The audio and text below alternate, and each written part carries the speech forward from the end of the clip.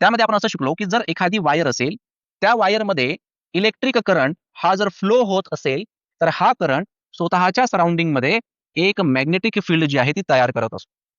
बरोबर आहे?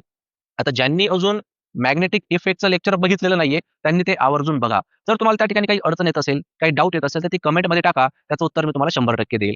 आता या ठिकाणी समजून घ्या, की इथे काय होत होतं, की करंट जो आहे तो या वायरमधून फ्लो होत होता आणि या करंटमुळे त्या वायरच्या सराउंडिंगमध्ये एक प्रकारची मॅग्नेटिक फील्ड जी आहे ती तयार होत होती.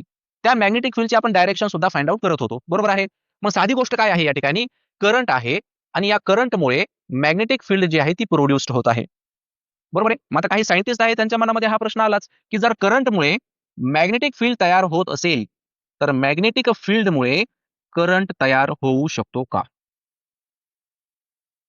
ठीक आहे. करंटमुळे मॅग्नेटिक फील्ड तयार होते. मग मॅग्नेटिक फील्डमुळे करंट तयार होऊ शकतो का? हा जो एकच प्रश्न आहे, त्यावरतीच आपण आता हा जो चॅप्टर आहे, तो शिकणार आहोत, ज्याचं नाव आहे इलेक्ट्रोमॅग्नेटिक इंडक्शन.